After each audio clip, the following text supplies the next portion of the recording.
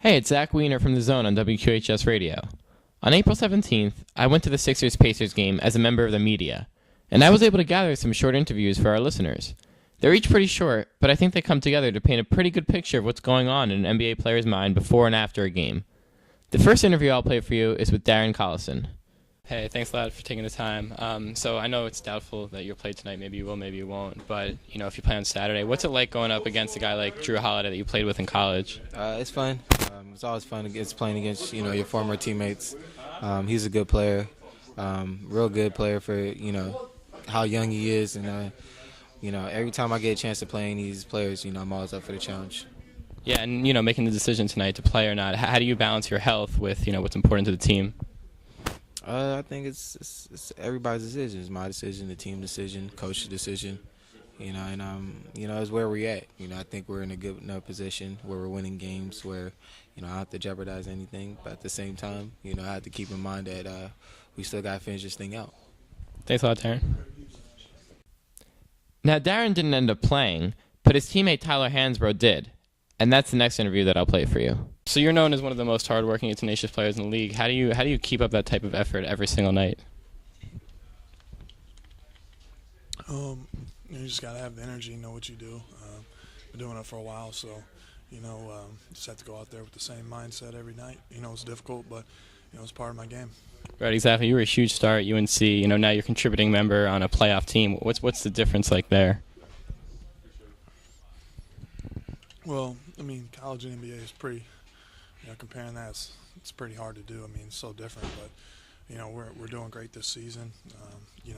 I'm happy with position coming off the bench, giving them low scoring opportunities and different things like that. But I'm happy with the success we're having right now.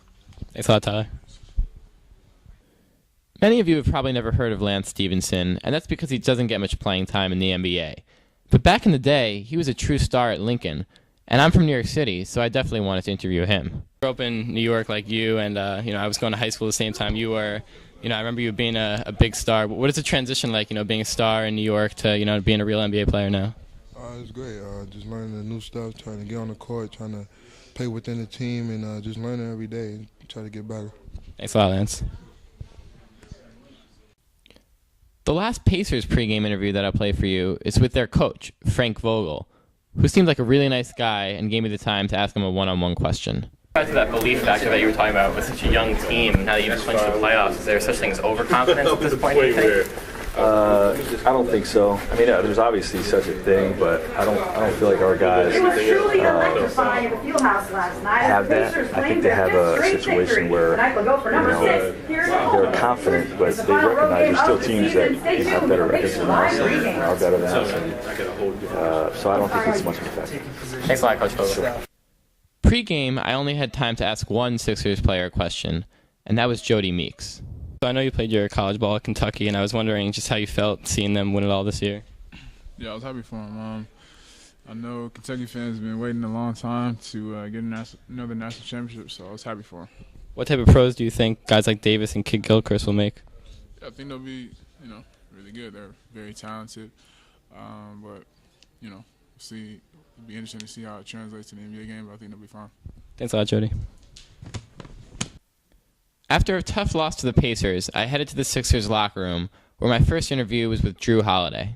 So Drew, I know you came into the league at 19, which is pretty young. I was just curious what it was like for you, having to adapt at such a young age to a professional career. It was fun. It was a little weird moving from West Coast to East Coast because I'd never been in the East Coast, been in the snow, actually had 4 seasons, but kind of living on my own was, a little strange. It's kind of like, I guess, going to college for me. So. And now that you're 21, a lot of people, predicted a breakthrough season. How would you evaluate your performance this year? I think it's been a little rocky. It's been up and down, but hopefully I finish it off well. All right, thanks a lot, Drew.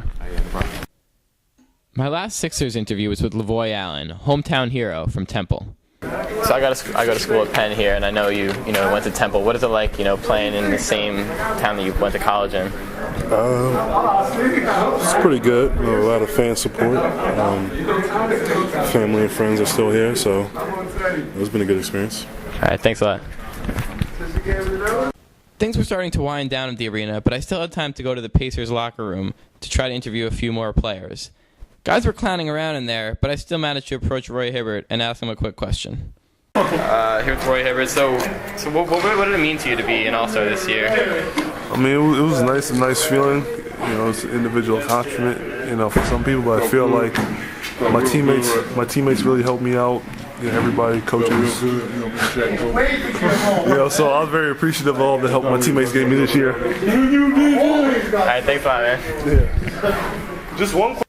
You probably noticed some chatter in the background, and that was teammate Danny Granger kind of making fun of Roy Hibbert. But now it was Danny Granger's turn to be interviewed, with Roy Hibbert now making fun of him in the background. Here with Danny Granger. He's eating some Chinese food. What is that? It's American food. Chicken tender. Go ahead. So Danny, you know, a lot of guys say, you know, this team doesn't have a go-to guy. Do you see yourself as that go-to guy?